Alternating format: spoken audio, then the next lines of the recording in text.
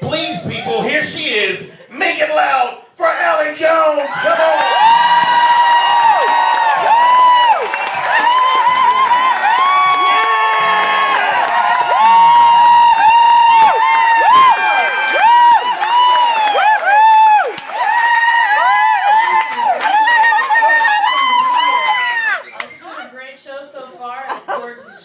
For you. So I grew up in what a lot of people would consider to be a modern American family. And by that, of course, I mean my dad was desperate to be a professional athlete. But then he realized he was a 5'9" Jew with no athletic talent. So he settled for the next best thing to being an NBA player, which is having 4 kids by 3 different women. But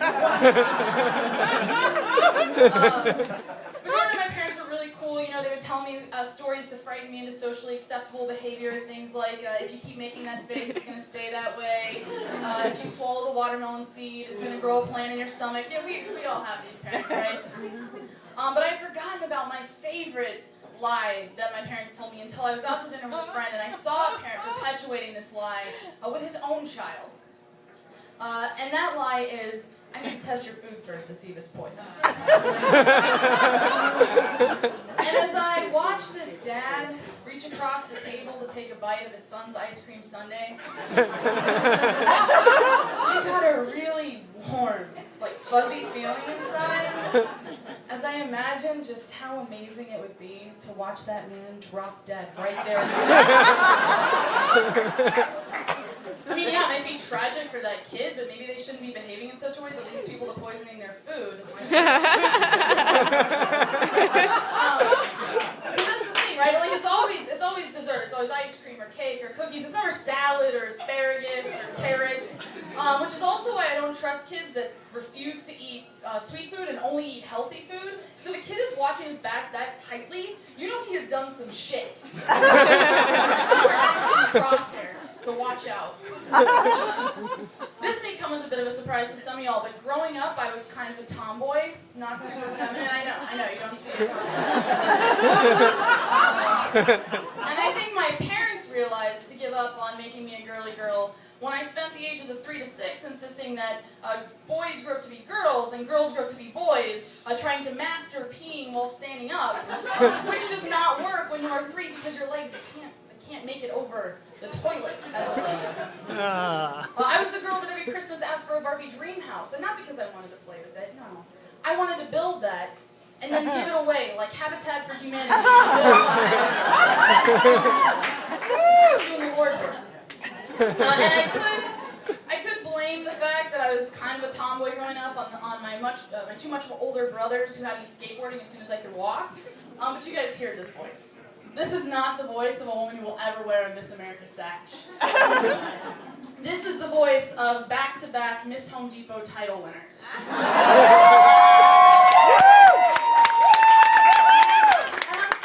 good with that. Because in the last few years I have made strides towards being a woman. I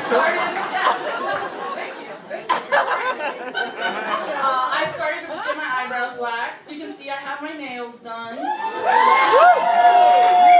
I refuse to make more than 75 cents on the dollar.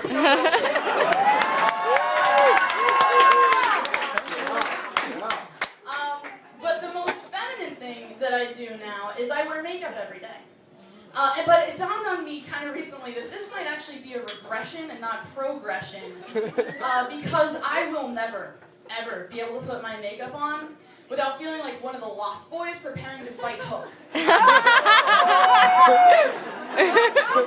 Every morning I get ready for work, I wake my neighbors up with a nice hearty, Roofie! Oh! I think they love me. I'm like their favorite. Yeah. I've been married for about 3 years to a dude, for those of you that didn't see that. That's awesome. And much like Rachel said, people are really on our jocks about having kids, desperate for us to have babies. But I'm not ready to have a child because I heard that when you have an infant, you need to take them out for a walk at least twice a day or they shit all over your living room. And I am a busy woman. I don't have time. So we always use protection. And my favorite condom anyway is the Trojan fire and ice because nothing gets me going like feeling like I've smothered Bengay all over.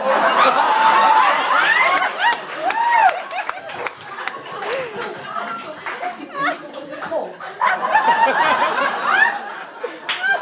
But despite all of our caution, we did have a pregnancy scare earlier this summer.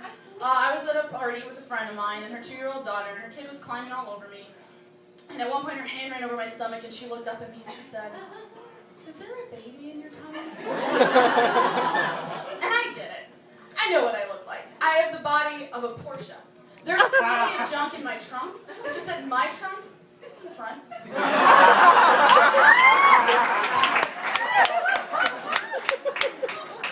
And so I looked down at her beautiful little face and I said, "No, you little shit, I'm just fat."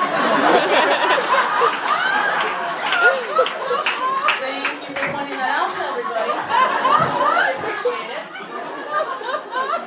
And I went home, totally forgot about it until a couple weeks had passed and I had forgotten when I was supposed to get my period. And so I started to panic because I started to think, what if this kid is some sort of pregnancy oracle? What if she is a baby whisperer and she is communing with a life that's inside me that I don't even know exists yet? And so I do the only reasonable thing.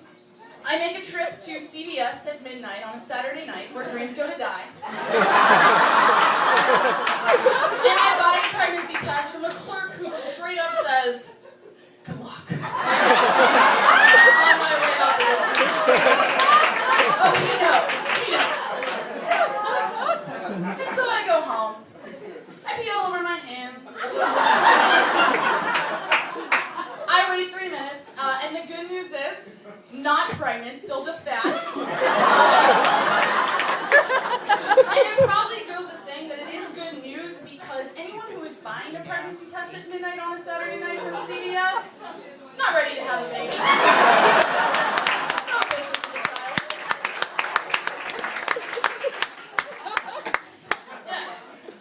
But I'm a teacher, and I teach in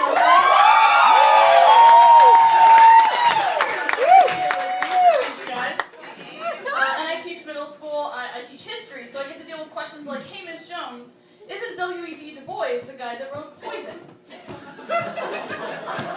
I don't remember anything about "Can't trust a big butt and a smile" in the Souls of Black Book. I could have missed that part. I'm not perfect. Or my student who said, "Hey, Miss Jones, there sure are a lot of C words in Diary of a Wimpy Kid." And when I heard that, I was like, but then I remembered, you guys, Diary of a Wimpy Kid is about middle school. And I don't know if you remember your middle school experience, but there are a lot of constant middle schoolers. So I think he was dead on. But middle school is like, a weird time for kids because they're so desperate to be adults, and yet they are such children. And nobody exemplifies this better than my student, Jacob.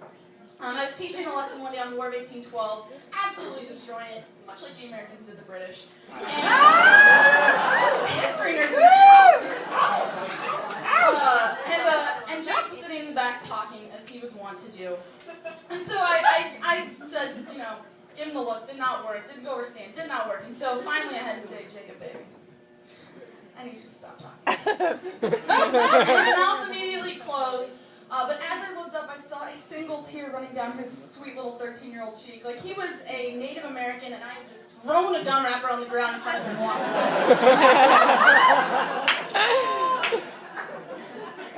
Not 1 week later does this same young man walk into my classroom, and to my feet, from his pocket, fall 12 Magnum condoms. Oh.